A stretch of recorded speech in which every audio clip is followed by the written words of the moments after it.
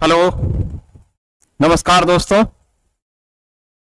स्वागत है आप सभी का आपके YouTube channel UP global coaching में। मैं प्रेम प्रकाश सागर आज फिर से आपके सामने सीटेट जुलाई 2023 गणित प्रैक्टिस सेट 03 लेकर आपके सामने आया हूं। जैसा कि आपको पता है, हमारे YouTube चैनल के माध्यम से YouTube पर आपके लिए निःशुल्क सारे वीडियो क्लासेज प्रैक्टिस सेट निःशुल्क प्रोवाइड कराए जा रहे हैं आपके लिए। और अब तक हम गणित के 2 प्रैक्टिस सेट करा चुके हैं, तीसरा प्रैक्टिस सेट आज शुरू करेंगे और बेहतर से बेहतर इस क्लास को देने की कोशिश करेंगे। इसमें जो परीक्षा में पूछे गए प्रश्न हैं, जो संभावना है आने की, जिस टॉपिक से कुछ प्रश्न को पूछा जाता है उस तरीके के और उस टॉपिक से हमने प्रश्नों को रखा है, कोशिश की है और कोशिश करेंगे कि आपको बेहतर से बेहतर क्लास कर सकें, समझाने की पूरी कोशिश करते हैं। क्योंकि हमारा लक्ष्य आपको सीटेट पास कराना नहीं है, सीटेट में अच्छे नंबर ला करके आने वाली भर्ती में एक सीट आपको लेनी है और आपको सीट एक दिलानी है। ये हमारे चैनल का एक लक्ष्य है।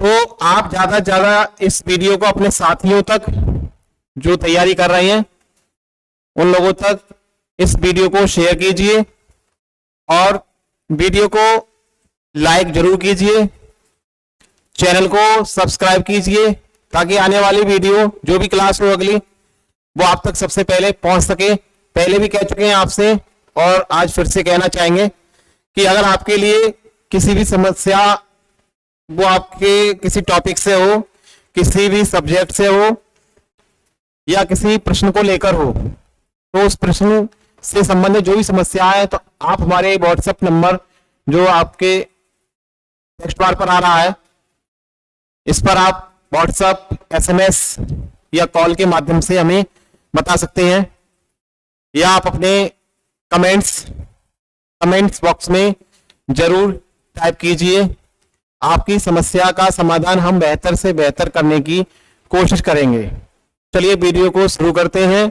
सीटेट जुलाई 2023 मैथ गणित शिक्षण के साथ प्रैक्टिस सेट 03 गणित में ये बार बार आने वाले प्रश्न हैं, मतलब यहां से प्रश्न पूछे जाते हैं। नए पाठ्यक्रम पर आधारित प्रश्नों के साथ हम इस क्लास को शुरू कर रहे हैं। चलिए क्लास को स्टार्ट करते हैं। आपसे एक ही गुजारिश है हमारी मेहनत को देखते हुए कि आप वीडियो को लाइक और शेयर करना ना भूलिएगा। और दूसरी बात, एक सबसे महत्वपूर्ण, कि आप क्लास को स्टार्टिंग में देखकर ही छोड़ देते हैं। हर क्लास में हमने एक एक क्वेश्चन दिया है, अगर आप पूरी क्लास देखते तो उस क्वेश्चन का जवाब आप कमेंट्स में जरूर कमेंट करते हैं। तो इसलिए आप वीडियो को पूरा देखें, तभी वीडियो का मजा आएगा आपके लिए और क्लास आपको समझ में भी आएगी। चलिए क्लास स्टार्ट करते हैं। तो जुड़ जाइए हमारे साथ और अंत तक जुड़े रहिए। देखिए पहला प्रश्न आपके सामने स्क्रीन पर आ चुका है। आज प्रश्नों को हम सरल से कठिन की ओर चल रहे हैं, सरल से जटिल की ओर, आसान से कठिन की ओर।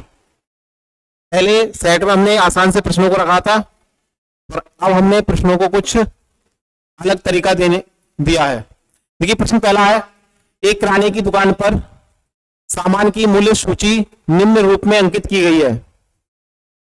चावल 1 किलोग्राम 70 रुपए, काला चना 1 किलोग्राम 90 रुपए, गेहूं का आटा 1 किलोग्राम 45 रुपए, पिसा धनिया 250 ग्राम 40 रुपए, पिसी मिर्च 250 ग्राम 60 रुपए, नमक 1 पैकेट 25 रुपए, बिस्कुट 1 पैकेट 20 रुपए, काली मिर्च 50 ग्राम 250 रुपए। ये उस किराने की सूची है, मूल्य सूची। उसने सामान के लिस्ट सूची उसके मूल्य के साथ लगा रखी है। अब आशीष को 5 किलोग्राम चावल, 5 किलोग्राम गेहूं आटा, 250 ग्राम पिसा धनिया, 250 ग्राम पिसी मिर्च, 2 किलोग्राम काले चने और शेष बचे हुए रुपयों से बिस्कुट के पैकेट खरीदने हैं। यदि उसके पास 1000 रुपए हैं तो वह कितने बिस्कुट के पैकेट खरीद सकता है? विकल्प दिए हैं आपके, जो ऑप्शन है A option 8, B option 7, C option 9 और डी ऑप्शन 10। फटाफट इसका आंसर बताइए, कौन सा विकल्प सही होगा? बिस्कुटों के पैकेट की संख्या आपसे पूछी गई है, बताइए क्या आंसर रहेगा?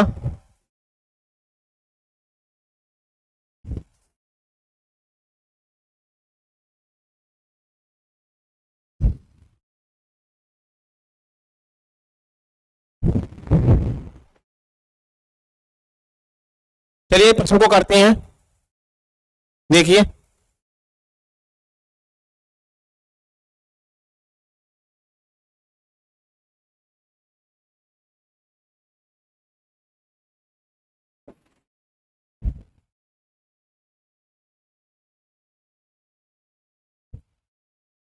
आशीष को 5 किलोग्राम चावल, 5 किलोग्राम चावल, चावल का रेट 70 रुपए, 5 किलो चावल का मूल्य 7 पंजे 35, 350 रुपए।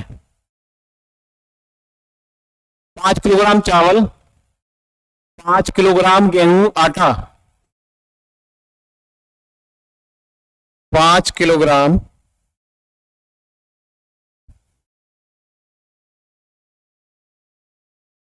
गेहूं आटा। गेहूं आटा की कीमत 1 किलोग्राम 45 रुपए, 5 किलो की कीमत 5 पंजे 25 और 5 चौक 20 और 2 22, 225 रुपए। इसके बाद दिया है 250 ग्राम पिसा धनिया, 250 ग्राम पिसी मिर्च। शॉर्ट में लिखूंगा, जगह नहीं है। ये धनिया आ गया, देखिए 250 ग्राम धनिया की कीमत दे रखी है 40 रुपए। तो इसमें क्वांटिटी कुछ नहीं, मतलब ये 250 ग्राम की है जो कि दे रखा है रेट 40 रुपए। और 250 ग्राम पिसी मिर्च,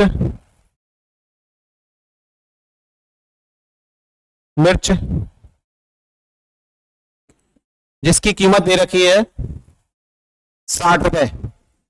ये भी 250 ग्राम के ही रेट है। आगे दिया है 2 किलोग्राम काले चने, जगह नहीं है, इधर लिख दे रहा हूं। 2 किलोग्राम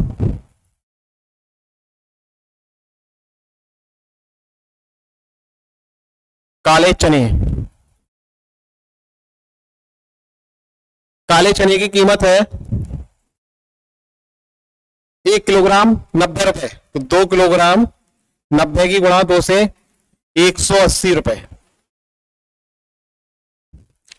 ये यहां तक हो गए। बाकी बिस्कुट खरीदना चाहता है, उसके पास 1000 रुपए है कुल, कितने रुपए बचेंगे? पहले ये सामान जो बना उसकी कीमत क्या है ये हम ऐड करेंगे इसे। देखिए 350, 225, 40 और 60 और 180 रुपए, ये सब हम जोड़ेंगे। तो जोड़ लीजिए, यहां पर मैं योग कर रहा हूं, कुल योग, क्योंकि जगह कम है। 5 का 5 रुपए आ जाएगा ये, 5 और 2 7, 4 11 और 6 17 और 8 25, हासिल 2, 2 और 3 5, 2 7 और 1 8, 855 रुपए इस सामान के हुए। उसके पास जो रुपए हैं वो 1000 रुपए हैं। तो 1000 में से इसे माइनस करेंगे, 1000 में से 855 को माइनस करेंगे। 10 में से 5 गया 5 और 9 में से 5 गया 4, 9 में से 8 गया 1, 145 रुपए उसके पास शेष बचे अभी। अब 145 रुपए उसके पास शेष बचे, उसमें से उसे लेना है बिस्किट 145 रुपए। ये दिखाई कम दे रहा था इसलिए इसे कलर चेंज कर दिया। 145 रुपए उसके पास शेष बचा। अब बिस्कुट खरीद रहे हैं उसे, बिस्कुट की कीमत है 20 रुपए पर पैकेट, ये दे रखा है।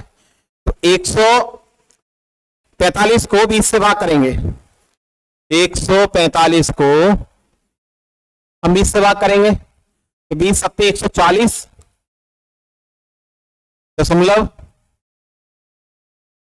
भाग करेंगे आगे, 5 बचा और 20 दूनी 40 और 20 पंजे 100, ये इसके पैकेट की संख्या आएगी। तो हमें पूर्णांक में निकालना है, तो लगभग 7 पैकेट आएंगे, 7 पैकेट वो बिस्कुट के खरीद सकता है। हमारा ऑप्शन बी यहां पर सही होगा। आप क्वेश्चन को नोट कर लें और इसे स्क्रीनशॉट ले लें, आराम से इसे करें। इसका आंसर बी ऑप्शन 7 बिस्कुट के पैकेट सही आंसर होगा। चलते हैं अगले प्रश्न की ओर। देखिए प्रश्न 2, मैं एक 2 अंकों की संख्या हूं, दहाई के स्थान पर अंक 2 का गुणज है और इकाई के स्थान पर 3 का गुणज है। दोनों अंकों का योग एक अभाज्य संख्या है जो कि 52 का एक गुणनखंड है। देखिए यहां पर बात करें 2 के गुणज, 2 के गुणज कौन कौन से होंगे? 2, 4, 6, 8, ये 2 के गुणज होंगे। 2 के गुणज 2, 4, 6, 8 और जो इकाई का अंक ये आ गया आपका दहाई का अंक। इकाई के अंक में 3 का गुणज है, तो 3 के गुणज में कौन कौन सी संख्या होंगी? 3, 6, 9, बस यही अंक है क्योंकि हमें एक डिजिट का अंक चाहिए ना। 3, 6, 9। अच्छा आगे जो दे रखा है कि दोनों अंक जो होंगे इकाई का अंक और दहाई का अंक, दोनों के अंकों का योग जो बनेगा उससे एक अभाज्य संख्या प्राप्त होती है जो कि 52 का गुणनखंड है। अब 52 का यह गुणनखंड बनेगा, तो 52 के गुणनखंड कौन कौन से आएंगे यहां पर बताइए? 52 के गुणनखंड कौन कौन से होंगे? देखिए इसमें 2, 4, 13, 26 और 52, ये 52 के गुणनखंड होंगे। तो हमें नीचे ऑप्शन से देख लेना है कि यहां पर एक तरीका यह है कि ऑप्शन से हमें चेक कर लें कि किसके अंकों का योग एक अभाज्य संख्या प्राप्त हो रही है। 10 और 15, यहां मिल रहा है हमें 15 जो कि अभाज्य संख्या नहीं है। 4, 6, 10, ये भी एक अभाज्य संख्या प्राप्त नहीं हुई। यहां पर भी 4, 6, 10, यहां पर भी एक अभाज्य संख्या प्राप्त नहीं हुई, ये भाज्य संख्या है। अगला 8, 3, 11, एक तो यहां पर मिला और 4, 9, 13, 11 क्या 52 का ही गुणनखंड है? क्योंकि साफ साफ लिखा है दोनों अंकों का योग एक अभाज्य संख्या है जो कि 52 का ही गुणनखंड है। तो 11 तो 52 का गुणनखंड नहीं है, गुणनखंड में लिखे हैं 2, 4, 13, 26, 52। अब मिला 4 और 9, 49 जो संख्या दे रखी है उसमें अंकों का योग 13 है और 13 क्या है? 52 का ये गुणनखंड है। अतः यहां पर हमारा ऑप्शन सी सही होगा। दूसरा ये भी दे रखा है कि 2 का गुणज है कौन? दहाई का अंक। तो जो 4 दे रखा है वो आपका 2 का गुणज है और जो इकाई का अंक दे रखा है 9 वो 3 का गुणज है। तो यहां पर सही ऑप्शन होगा सी 49। चलते हैं अगले प्रश्न की ओर। प्रश्न 3, एक कार को भाड़े पर लेने के लिए किराए की दर निम्न है। 80 किलोमीटर तक 8 घंटे के लिए 800 रुपए हैं। अगर कोई व्यक्ति 80 किलोमीटर दूरी तय करता है और 8 घंटे के लिए गाड़ी लेकर जाता है तो उसे 800 रुपए देने पड़ेंगे।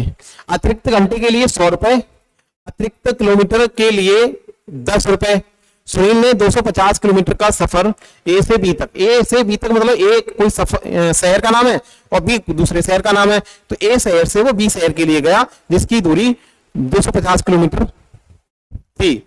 उसने 7 बजे प्रस्थान किया और उसी दिन शाम 4 बजे वह पहुंच गया। उसे कितनी राशि देनी होगी? ऑप्शन है इसका 2500 रुपए, बी ऑप्शन 2600 रुपए, सी ऑप्शन 2700 रुपए, डी ऑप्शन 2400 रुपए। फटाफट इसका आंसर बताइए, क्वेश्चन को कीजिए आसान से प्रश्न है, थोड़ा दिमाग लगाइए, ऐसे ही प्रश्न पूछे जाते हैं। और आपकी परीक्षा अब ऑनलाइन स्तर की है, इसलिए हमें टाइम का भी ध्यान देना है। फटाफट क्वेश्चन को कीजिए, कौन सा आंसर होगा बताइए।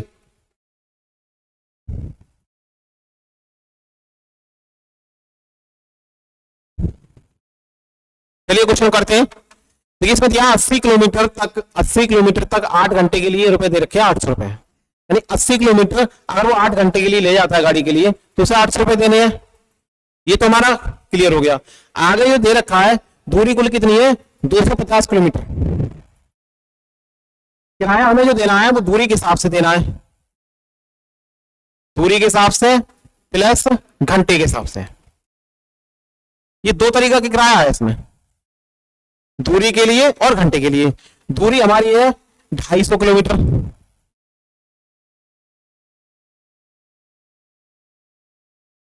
प्लस घंटे उसे कितने लगे, सुबह 7 बजे से चला वो और शाम 4 बजे पहुंच गया, समय कितना हुआ 7 5 12, 5 और 4 9 घंटे हो गए उसे, कुल समय लगा उसे 9 घंटे का। देखिए आगे इसमें नीचे का दिखाई दे रहा है, मैं आगे लिख रहा हूं इसे। अब जो 250 किलोमीटर है, इस 250 किलोमीटर को हम इस तरह से लिख सकते हैं, क्योंकि 80 किलोमीटर का किराया निर्धारित है, नियत है, 80 किलोमीटर तो आपको ही आ गया, बचा आपका 170 किलोमीटर, ये अलग हो गया। 80 किलोमीटर और 170 किलोमीटर। ऐसे ही यहां पर जो 9 घंटे दे रखे हैं उसमें 8 घंटे अलग होंगे, क्योंकि 8 घंटे का किराया उसी में है, प्लस 1 घंटे का किराया और होगा।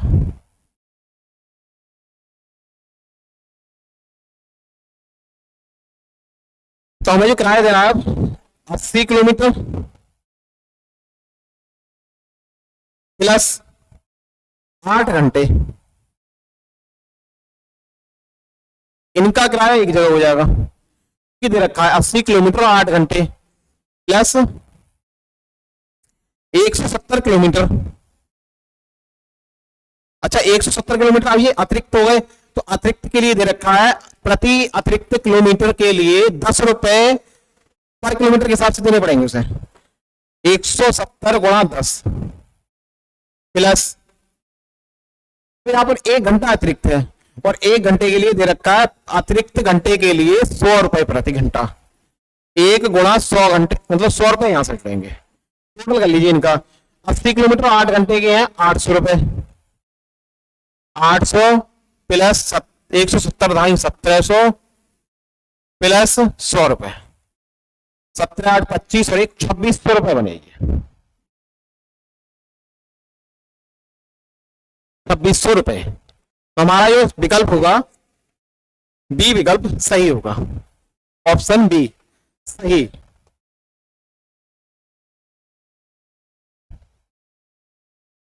समझ में आ गया होगा, स्क्रीनशॉट लेते चले, चलते अगले प्रश्न की ओर। प्रश्न 4, अवरोही क्रम में व्यवस्थित करने पर निम्नलिखित में से कौन सी संख्या तीसरे स्थान पर होगी। अवरोही क्रम में व्यवस्थित करने पर निम्नलिखित में से कौन सी संख्या तीसरे स्थान पर होगी। ऑप्शन पहला A option 9.990, B option 9.099, C option 9.909, D option 9.090। बताइए इसमें कौन सा विकल्प सही होगा। देखिए इसमें दशमलव के बाद 3 डिजिट दे रखे हैं, इसमें 4 है इसमें 3 है, तो इन्हें बराबर कर लीजिए, या 3 है इसमें 0 कर लीजिए एक, और इसमें 3 है इसमें 1 0 बढ़ा लिया, और इसमें 1 0 बढ़ा लिया, और यहां पर इसमें 2 0 बढ़ा लिए हमने। अब ये सभी 4 अंकों की संख्या हो गई, दशमलव के बाद 4 अंक हो गए। अब इसमें अगर हम दशमलव को हटा दें थोड़ी देर के लिए तो संख्याओं को हम आरोही क्रम में व्यवस्थित कर सकते हैं। आरोही नहीं अवरोही क्रम में व्यवस्थित करना है। अवरोही क्रम में व्यवस्थित करने के लिए देखिए पहले कौन सी संख्या आएगी 9.9 9.9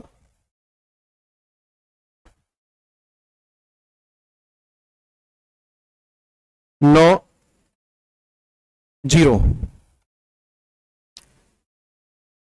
चलिए 0 को हटा ही देते हैं।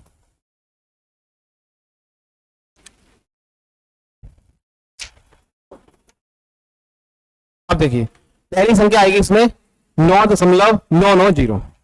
अवरोही क्रम में व्यवस्थित करना है, अवरोही क्रम में कर रहे हैं तो ये बड़ी संख्या होगी 9.990। इसके बाद जो संख्या आएगी 9.909, ये इससे छोटी होगी। इसके बाद कौन सी संख्या आएगी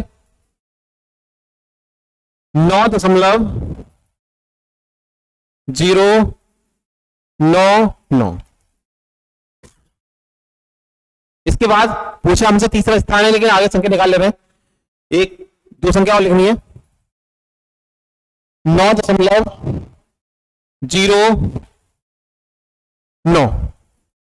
9.09, एक संख्या बची है बस, उससे और लिख लो, वो लास्ट में ये आ जाएगी 9.009। हमसे पूछा है कि अगर इन्हें अवरोही क्रम में लिखा जाए, जो कि हमने लिख दिया है, ये हमारा क्रम कैसा है, अवरोही क्रम।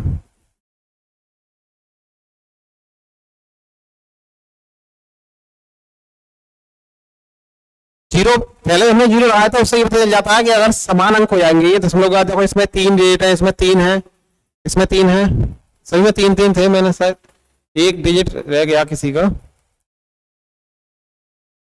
9.990 पहले ही आ गई, 9. क्वेश्चन एक बार देख लूं जरा।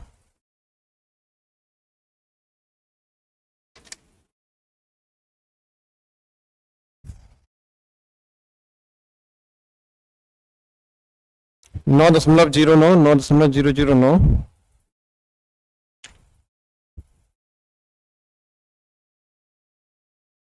इसमें एक अंक ज्यादा लिख गया ये, इसलिए थोड़ा कंफ्यूजन हो रहा था।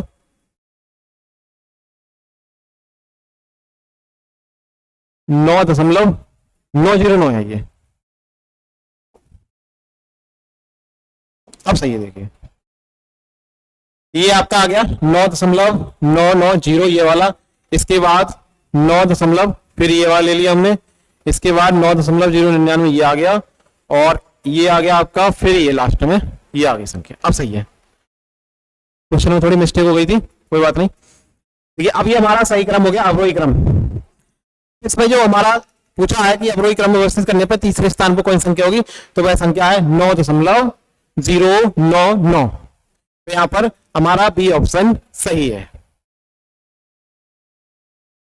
बी ऑप्शन सही है प्रश्न 4 का, 9.099। चलते हैं अगले प्रश्न की ओर।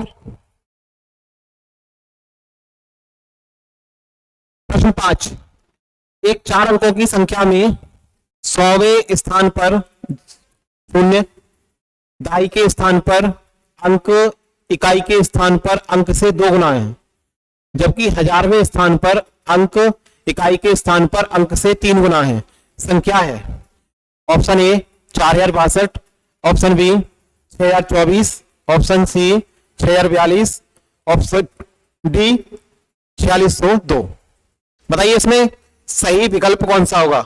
सॉल्व करने की आवश्यकता नहीं है, केवल ऑप्शन से हम कर सकते हैं आराम से। कीजिए क्वेश्चन को, आंसर बताइए।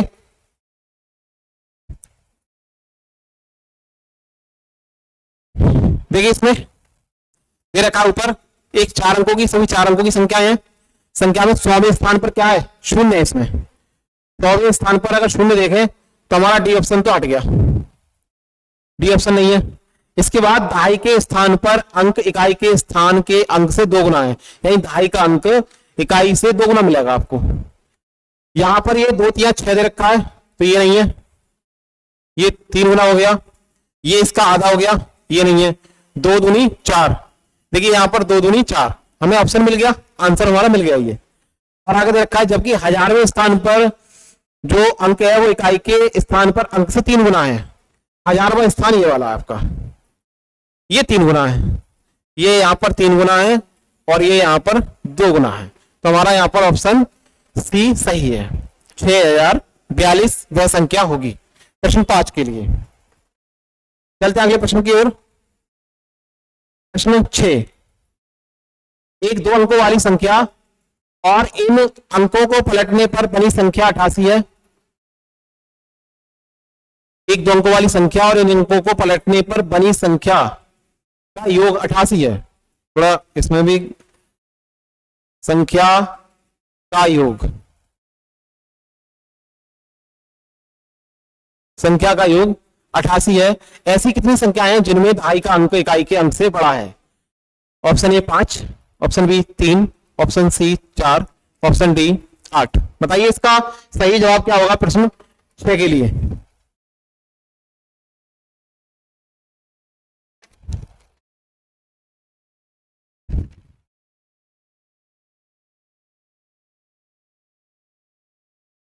देखिए इसे मान लो कि हम मानते हैं इसमें दहाई का अंक x और इकाई का अंक y, पहले ये मान लेते हैं। तो जो संख्या बनेगी पहली स्थिति में 10x प्लस y, क्योंकि संख्या का फॉर्मूला, संख्या अगर हमें निकालनी हो तो 10 गुणा दहाई का अंक प्लस इकाई का अंक, ये हमारा सूत्र होता है। तो 10 इकाई, हमने दहाई का अंक माना x, इकाई का अंक हो गया y, तो 10x प्लस y प्लस, अगर इन्हें अंकों को पलट दिया जाए, इन अंकों को पलटने पर बनी संख्या, तो 10y प्लस x, इनका जो योग दे रखा है वो 88 है। 12 बोलो इसे, 10 और 1 11x हो जाएगा और यहां पर बनेगा 11y बराबर होगा 88। इन्हें 11 कॉमन ले लेंगे तो यहां से बनेगा x प्लस वाई बराबर 88। 11 से काट देंगे, 11 अट्ठे 88, तो ये हो जाएगा x प्लस वाई बराबर 8। ये कंडीशन बन गई कि जितनी भी संख्या होंगी उनके अंकों का योग कितना होना चाहिए? 8 होना चाहिए। लेकिन एक कंडीशन होती है कि जिनमें दहाई का अंक इकाई के अंक से बड़ा होना चाहिए। अब वह स्थिति कौन कौन सी होंगी?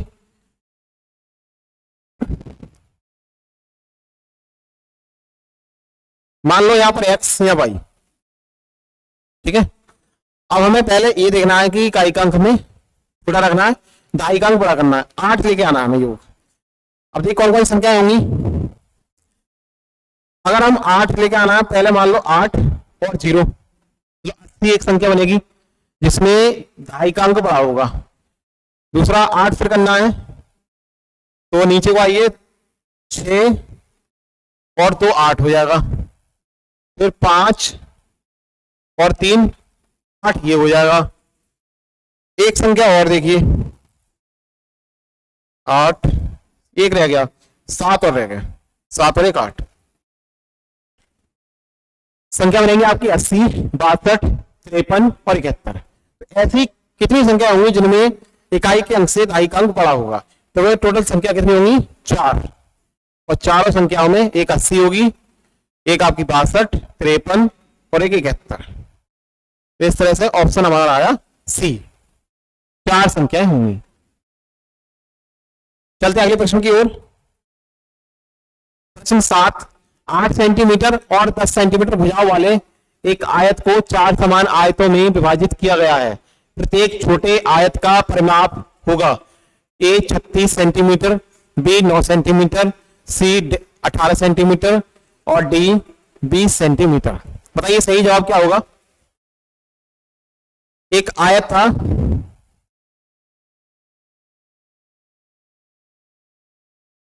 मान लो कोई आयत है,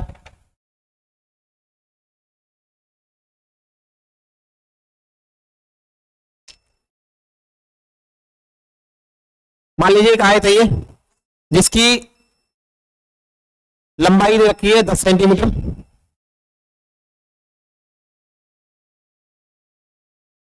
लंबाई है इसकी 10 सेंटीमीटर और चौड़ाई 8 सेंटीमीटर। ये में दे रखा है, लंबाई 10 सेंटीमीटर, चौड़ाई 8 सेंटीमीटर। अगर प्रत्येक इसमें आगे दे रखा है इस आयत को 4 समान आयतों में विभाजित करना है, आयत को 4 समान आयतों में विभाजित करना है, इसके लिए इसे विभाजित कर देते हैं।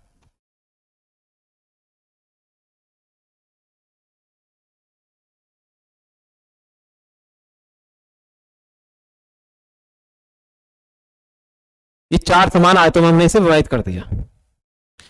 अब प्रत्येक छोटे आयत का परिमाप हमसे पूछा है। अब इसकी जो भुजाएं होंगी छोटे वाले आयत की, वो हमें देखना है कितनी होंगी। ये 10 सेंटीमीटर था तो ये रह गया 5, और ये 8 था, अब ये रह गया 4। जो एक की होगी वही सबकी होंगी।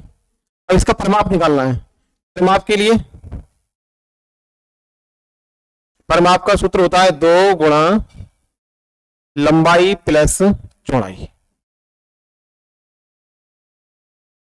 2 लंबाई कितनी है यहां पर 5 और चौड़ाई 4। 2 5 4 9, 9 दूनी 18 सेंटीमीटर इसका परिमाप होगा। एक का परिमाप 18 सेंटीमीटर होगा, अतः यहां पर तीसरा ऑप्शन यानी सी ऑप्शन सही है। प्रश्न 7 का सी ऑप्शन 18 सेंटीमीटर सही होगा।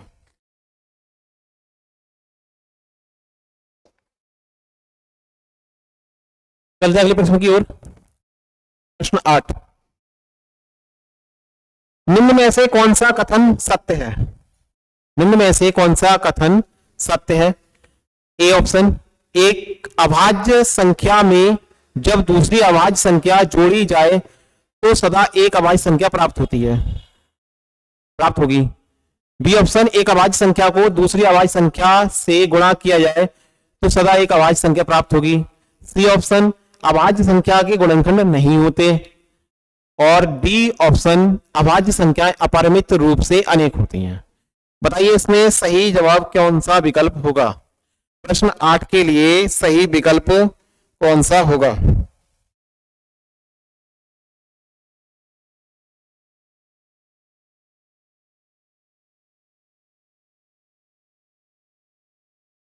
देखिए चेक कर लेते हैं। एक अभाज्य संख्या में जब दूसरी अभाज्य संख्या जोड़ी जाती है तो सदा एक अभाज्य संख्या प्राप्त होगी। अभाज्य संख्या कौन कौन सी होती है? एक तो अभाज्य संख्या होती नहीं है ना अभाज्य ना भाज्य। 2 3 5 7 11 13 इस तरह से संख्याएं होंगी। अब कोई से हम 2 संख्या लेते हैं। मान लो हमने अभाज्य संख्या पहले के हिसाब से ले रहे हैं तो 2 और प्लस 3, क्योंकि दोनों कैसी हैं अभाज्य संख्याएं, और दोनों को जोड़ लिया कितना हो गया 5। एक अभाज्य संख्या प्राप्त हुई। आगे और देखते हैं क्या सभी के साथ ऐसा होगा। 3 5 को जोड़ लो, 3 प्लस 5 बराबर 8, जो कि एक अभाज्य संख्या नहीं है, भाज्य संख्या है। ऊपर क्या दिया है, एक अभाज्य संख्या में जब दूसरी अभाज्य संख्या जोड़ी जाती है तो सदैव एक अभाज्य संख्या प्राप्त होगी, ऐसा नहीं है। अतः यहां पर ऑप्शन ए गलत है, ये सही नहीं है। बी ऑप्शन क्या है, एक अभाज्य संख्या को दूसरी अभाज्य संख्या से गुणा किया जाए। अब गुणा कर लीजिए, वही संख्या लेंगे और भी ले सकते हैं। देखिए यहां पर 2 गुणा 3 6 मिला, और 6 कैसी संख्या है भाज्य संख्या है। 3 और 5 को बोल लो, 3 गुणा 5 बराबर 15, ये भी एक भाज्य संख्या है, अभाज्य संख्या प्राप्त हमें नहीं हुई, ये भी विकल्प गलत है। अगला सी ऑप्शन दे रखा है अभाज्य संख्या के गुणनखंड नहीं होते। अब बताइए अभाज्य संख्या के क्या गुणनखंड होते हैं? अभाज्य संख्या के गुणनखंड नहीं होते। देखिए कोई भी अभाज्य संख्या होगी उसके 2 गुणनखंड तो होंगे, एक तो वह संख्या, वह स्वयं संख्या, और एक प्रत्येक संख्या का गुणनखंड होता है। तो ये अभाज्य संख्या के गुणनखंड नहीं होते, ये भी ऑप्शन हमारा गलत है।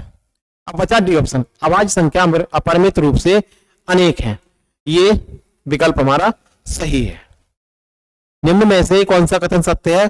तो वह है डी ऑप्शन, अभाज्य संख्याएं अपरिमित रूप से अनेक हैं। समझ में आ गया होगा आपके लिए। चलते हैं अगले प्रश्न की ओर। प्रश्न 9, वह संख्या जिससे 88 और 160 को विभाजित करने पर शेषफल 3 और 7 आए निम्न है। वह संख्या जिससे, मतलब निम्न ऑप्शनों में से वह कौन संख्या होगी जो जिससे 88 और 160 को भाग करें तो शेषफल हमें 3 और 7 प्राप्त हो।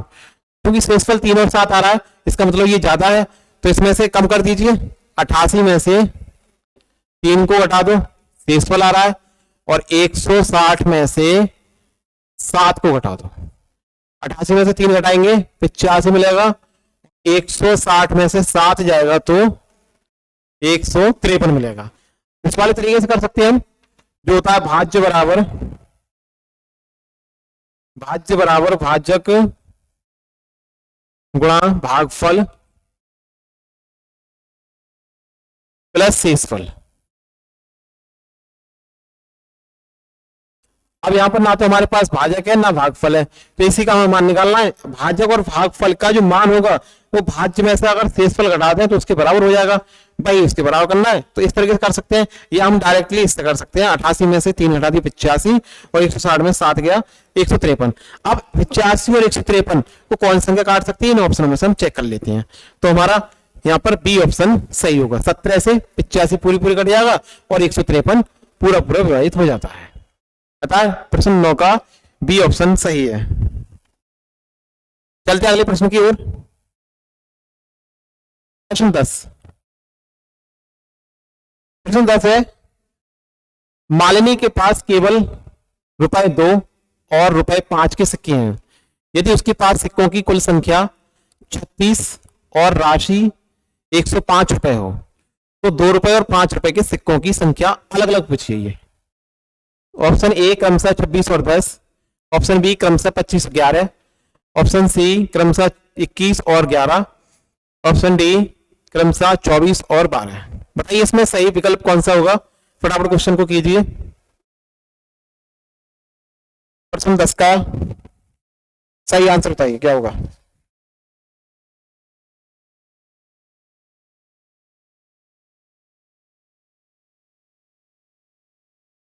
चलिए क्वेश्चन करते हैं। मान लीजिए कि ₹2 के सिक्कों की संख्या x है, इसको हम x मानते हैं और इसको y मान ले रहे हैं। तो जो कुल सिक्के हैं वो कितने हैं? x प्लस y बराबर सिक्कों की कुल संख्या दे रखी है 36, समीकरण 1। दूसरा, अब इनकी कुल राशि, तो राशि के लिए क्या होगा? ₹2 के सिक्के x हैं और ₹5 के सिक्के y हैं, तो इनकी जो कुल कीमत है वो 105 रुपए है। ये हमारी समीकरण 2 हो गई। विलोपन विधि से हल करेंगे तो पहली वाली समीकरण में 2 से गुणा कर लीजिए, 2 से गुणा करेंगे 2x प्लस 2y प्लस 36 दूनी 72। समान चिन्ह वाली समीकरण, तो इन्हें घटाएंगे और घटाने के लिए क्या करते हैं, चिन्हों को परिवर्तित कर देते हैं। ये कट जाएगा, 5 में से 2y गया 3y बचेगा यहाँ पर, और 5 में से 2 गया 3 और 10 में 7 गया 3, तो y बराबर 33/3 काट देंगे 11 मिला। ₹5 के सिक्कों की संख्या कितनी है? 11 है। अब बचे ₹2 के सिक्कों की संख्या, तो यहां पर हमें मिला x प्लस y बराबर 36, x बराबर 36 माइनस y, x बराबर 36 माइनस 11 बराबर 25। x का मान कितना आया? 25 और y का 11। x जो था वो ₹2 के सिक्के थे 25 और ₹5 के सिक्के थे 11, जो कि हमारा बी ऑप्शन यहां पर सही है। क्वेश्चन समझ में आ गया होगा। क्लास को आप शेयर करते रहिए, शेयर जरूर कीजिए और लाइक, चैनल को सब्सक्राइब, और वीडियो को लास्ट तक आप हमारे साथ बने रहिए। वीडियो को लास्ट तक जरूर देखें तभी क्लास का आनंद आपको पूरा मिलेगा। चलते हैं अगले क्वेश्चन की ओर। सभी इंपॉर्टेंट प्रश्न हैं जो परीक्षा में पूछे जाने वाले हैं, पूछे गए हैं, आने की संभावनाएं हैं। प्रश्न 11, मान ज्ञात कीजिए। देखिए 14.5 ये दशमलव है यहां पर, गुणा 3 प्लस 18 ये भाग का चिन्ह है यहां, माइनस 3 गुणा 12 मतलब 125, ये लास्ट में 125 दे रखा है। 125 नहीं है यहां पर भी। क्वेश्चन 11,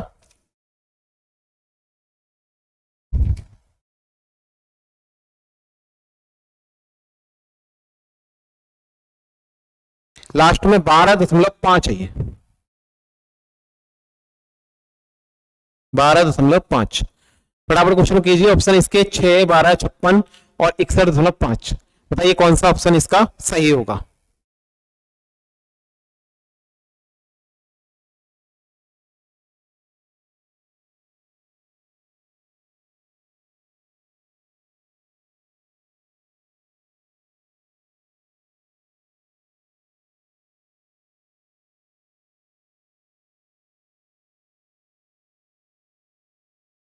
ये 125 ही है,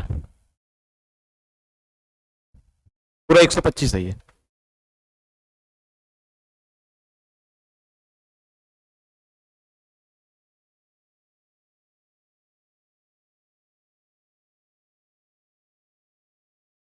फटाफट क्वेश्चन को कीजिए।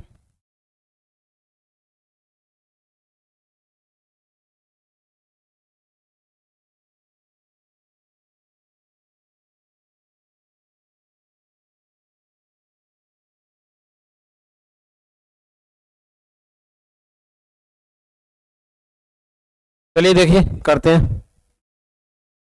ये इसमें नियम लगेगा आपका भागु जोग का।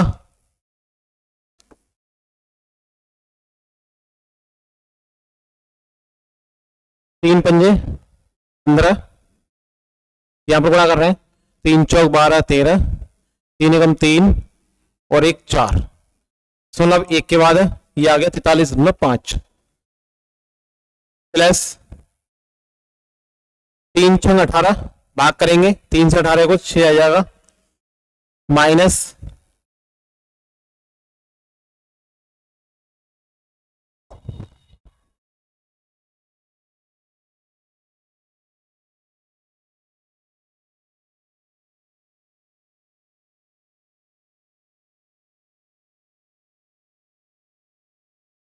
12.5 है।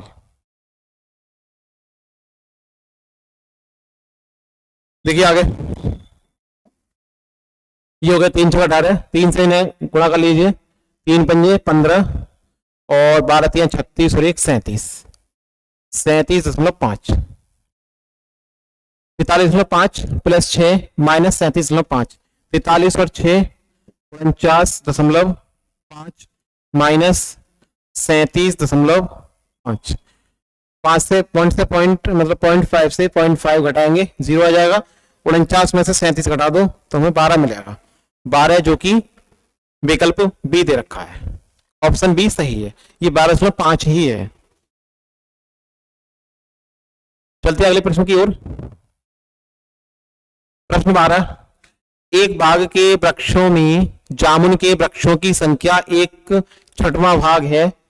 आधे वृक्ष यूकेलिप्टस के और बाकी पीपल के वृक्ष हैं। यदि जामुन के वृक्षों की संख्या 6 है तो बाग में पीपल के कितने वृक्ष हैं। विकल्प ए 36, विकल्प बी 12, विकल्प सी 18 और विकल्प डी 6। फटाफट इसका आंसर बताइए क्या होगा सही जवाब प्रश्न 12 के लिए।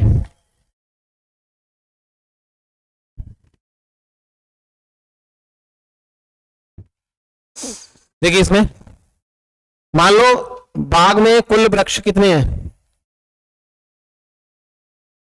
कुल वृक्ष x मान लिए। मान लो बाग में कुल वृक्षों की संख्या x है। आगे दे रखा है एक बाग के वृक्षों में जामुन के वृक्षों की संख्या 1/6 भाग है। जो जामुन के पेड़ हैं, जामुन के वृक्ष कितने हैं, x बटे 6। ठीक है, इसके बाद और आगे दिया है आधे वृक्ष यूकेलिप्टिस के हैं, यूकेलिप्टिस आधे वृक्ष हैं यूकेलिप्टिस के, और बाकी पीपल के पेड़ हैं। अब पीपल के वृक्ष कितने हैं, हमसे पूछा भी यही है कि पीपल के कितने वृक्ष हैं, तो पीपल के वृक्ष में निकालने पड़ेंगे। पीपल के वृक्ष कितने होंगे, बाकी बचे तो कुल x हैं और बाकी ये दो हैं, x माइनस इन दोनों को घटा दो, x बटा 6 प्लस x बटे 2, इन्हें घटा दो, यह लासा आ जाएगा 6 और इधर हो जाएगा 6x माइनस यहां से हो जाएगा 6, यानी इसे ब्रैकेट में जाएंगे x प्लस 2 3 6, इधर हो जाएगा 6, ये 3x आएगा यहां पर, x माइनस 4x बटे 6, इधर गया 6 में से 4 गए 2x बटे 6, ये आ गया आपके पीपल के पेड़। अब कुल पेड़ कितने हैं वो हमें देखना है। पीपल के वृक्ष हैं इसमें 2x बटे 6, इसे 2 से काट दो ना तो ये हो जाएगा x बटे 3, यानी कुल वृक्षों के तिहाई पीपल के वृक्ष हैं। कुल वृक्ष कितने हैं, अच्छा यहां पर जामुन के वृक्षों की संख्या दे रखी है, जामुन के वृक्ष कितने हैं ये दे रखा है, और उस समीकरण से आया हमें x बटे 6, x बटे 6 बराबर 6, x बराबर 36। कुल वृक्षों की संख्या कितनी है 36, तो कुल वृक्ष हैं। अब हमें निकालना पीपल के वृक्ष, तो पीपल के वृक्ष बराबर है x बटे 3, 36 बटा 3 काटेंगे ने मिल जाएगा 12 पेड़ है किसके, पीपल के हैं, अतः यहां पर बी ऑप्शन सही है। क्वेश्चन 12 का बी ऑप्शन सही है, पीपल के वृक्षों की संख्या 12। स्क्रीनशॉट लेके चलें और इसे नोट डाउन जरूर करें, क्वेश्चनों को प्रैक्टिस करते रहें, आपके सीटेट में अच्छे नंबर आएंगे। कोशिश ये करो कि 30 में से 30 नंबर हमें लानी है। एक रेलगाड़ी प्रथम 13, एक रेलगाड़ी विशाखापट्टनम से 1 सितंबर 2019 को सुबह 4:48 4:48 बजे प्रस्थान करती है और अपने गंतव्य पर 2 सितंबर को 17:37 पर पहुंचती है। इस रेलगाड़ी की यात्रा का कुल समय है, ऑप्शन ए 30 घंटे 17 मिनट, ऑप्शन बी 36 घंटे 37 मिनट, ऑप्शन सी 36 घंटे 49 मिनट, ऑप्शन डी 38 घंटे 12 मिनट। बताइए फटाफट, आसान प्रश्न है, कौन सा विकल्प सही होगा।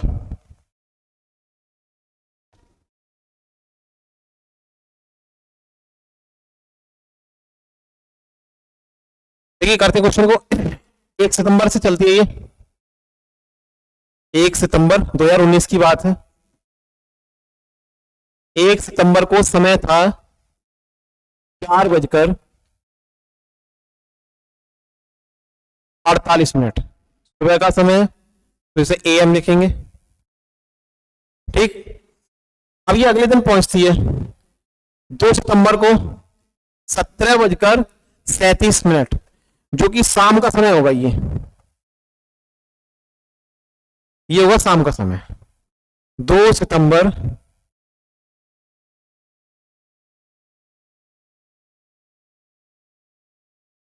अब यहां पर 17:37 पर ये पहुंच रही है।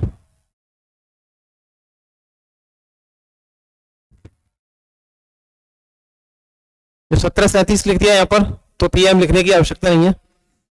तो इसे हम अगर टाइम देखें तो कुल समय कितना लगा, कुल समय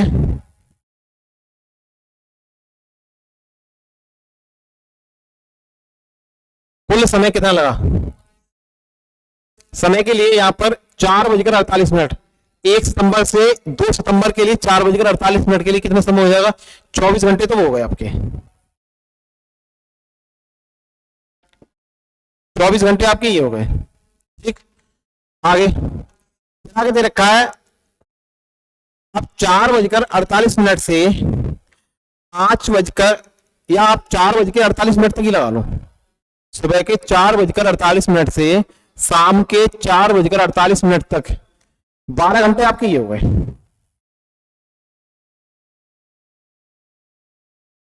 प्लस 4:48 से शाम के 4:48 से और शाम के 17:37 का मतलब क्या है, यानी 5:37 ये पीएम का समय होगा।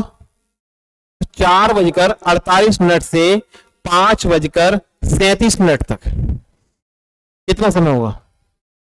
अगर यही समय 48 का होता तो 48 में कितने मिनट कम रह गए, यहां पर 11 मिनट की कमी है, 11 मिनट कम है।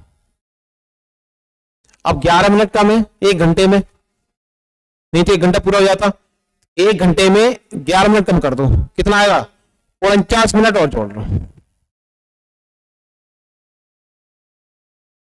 ये हो जाएगा 24 घंटे तो पहले ही हो गए, 24 और 12 36 घंटे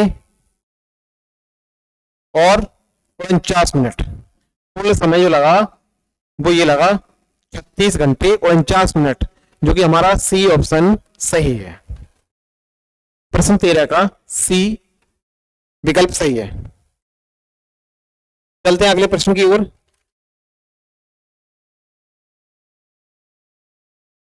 प्रश्न 14, निम्नलिखित में से किसमें लंबाइयों को बढ़ते क्रम में व्यवस्थित किया गया है। निम्नलिखित में से किसमें लंबाइयों को बढ़ते क्रम में व्यवस्थित किया गया, मतलब आरोही क्रम में व्यवस्थित किया गया है। ऑप्शन दे रखे हैं, बताइए सही ऑप्शन कौन सा होगा। 5500 सेंटीमीटर 50 मिलीमीटर पूरा एक है, ये यहां से यहां तक पूरा एक डेट है ये, और दूसरा ये है, और यहां पर इसमें ये पूरा एक है और ये अलग है, यहां पर ये मिलीमीटर है, तो इसके बाद कॉमा है, 4 डिजिट है इसमें पूरे। 5500 सेंटीमीटर के साथ 50 मिलीमीटर दिया है और 500 डेसीमीटर के साथ 30 सेंटीमीटर दे रखा है। 55,000 मिलीमीटर के अलग अलग है पूरा और 50 मीटर अलग है पूरा। ऐसे ही बी ऑप्शन में 50 metre 5500 centimetre 50 millimetre 55,000 millimetre 500 decimetre और 30 सेंटीमीटर। सी ऑप्शन में 55,000 millimetre 500 decimetre 30 centimetre 5500 centimetre 50 millimetre 50 metre. D option में 50 metre 500 decimetre 30 centimetre 55,000 millimetre 5500 centimetre 50 millimetre. ये आपके ऑप्शन दे रखे हैं। बताइए अगर इन्हें आरोही क्रम में या बढ़ते हुए क्रम में व्यवस्थित किया जाए तो कौन सा विकल्प सही होगा। देखिए कुछ यूनिट नोट करवा दे रहा हूं मैं, आपको जानकारी होगी कि 1 मीटर बराबर होता है 100 सेंटीमीटर। 1 मीटर बराबर 100 सेंटीमीटर और 1 मीटर बराबर 10 डेसीमीटर।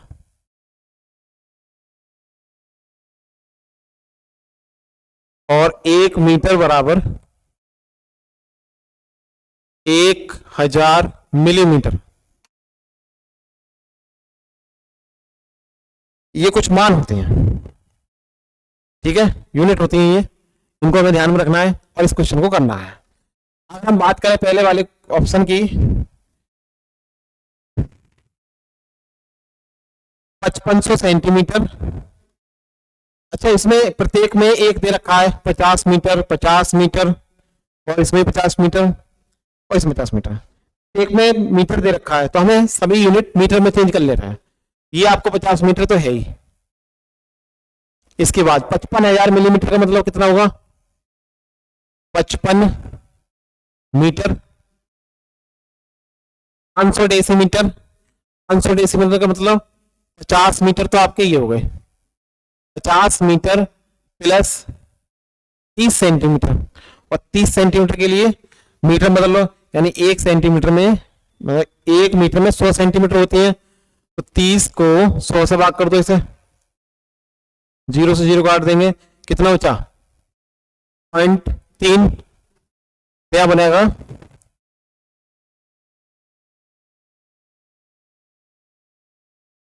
50 प्लस 0.3, तो 50.3 मीटर, एक ही आ गया आपका।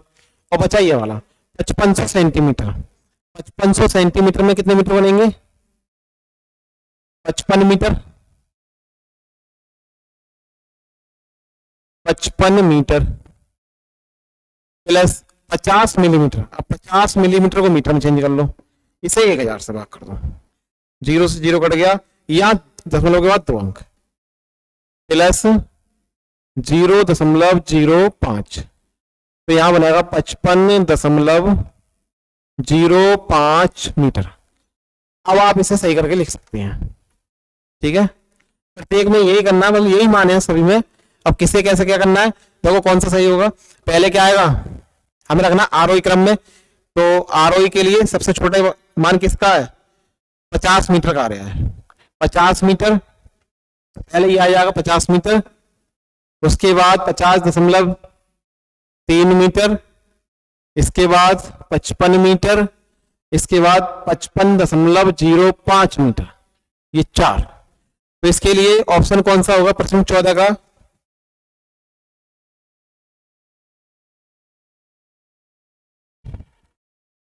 पचास मीटर, देखो ये आ रहा है 50 मीटर, इसके बाद दूसरा 50.03 मीटर, और इसके बाद 55 और ये 55। हमारा यहाँ पर डी ऑप्शन सही है। इसे आप मीटर में चेंज कर लें, आराम से छोटी यूनिट हो जाएगी, आराम से हो जाएगा। चलते हैं अगले प्रश्न की ओर। प्रश्न 15, एक 270 सेंटीमीटर लंबे तार को एक आयत का रूप दिया गया है, इस आयत की चौड़ाई 50 सेंटीमीटर है, तो इसकी लंबाई क्या होगी। ऑप्शन है इसके 60 सेंटीमीटर, 75 सेंटीमीटर, 85 सेंटीमीटर, 90 सेंटीमीटर। देखिए परिमाप के रूप में इसे आयत के रूप में कर दिया गया है। मान लो आयत की लंबाई, माना आयत की लंबाई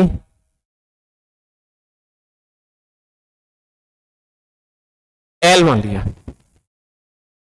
तो इसकी जो लंबाई होगी, यानी तार जो था, तार कुछ इस तरह से होगा, इसकी चारों भुजाओं की लंबाई होगी वो 270 सेंटीमीटर है। तो इसका जो परिमाप होता है, अभी पिछले वाले सवाल में क्या था, लंबाई गुणा चौड़ाई हमने मान ली b बराबर 270, 2 से काट दो, क्या हो जाएगा 135, क्योंकि b हमें निकालना है, 135 में से L घटा दो, 135 L है आपकी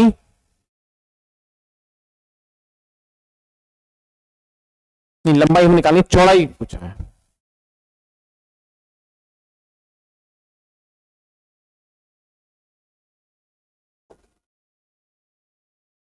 चौड़ाई है 50 सेंटीमीटर, 135 में से 50 घटाएंगे 85 सेंटीमीटर इसकी लंबाई होगी।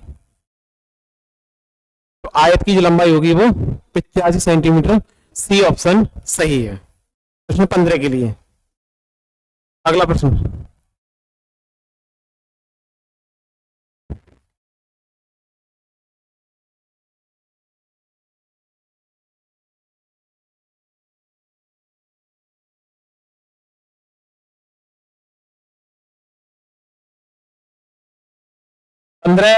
में प्रश्न के सही जवाब होगा ऑप्शन सी 85 सेंटीमीटर। देखिए ये प्रश्न आपके लिए प्रश्न 16, ये प्रश्न का जवाब प्रश्न 16 आपके सामने है, और क्योंकि क्लास में 15 ही प्रश्न थे, 16वां क्वेश्चन आपके लिए। इसका जवाब आप कमेंट्स बॉक्स में जरूर बताइएगा। तो कैसी लगी आपको क्लास, मैं समझता हूं क्लास आपको अच्छी लगी होगी, और आगे अच्छी से अच्छी क्लास और प्रैक्टिस सेट जो अच्छे से अच्छे इंपोर्टेंट क्वेश्चन है उन्हें रखा जाएगा और आपके सामने जरूर लेके आएंगे। तब तक के लिए नमस्कार, मिलते हैं फिर अगली क्लास में। नमस्कार, जय हिंद, जय भारत।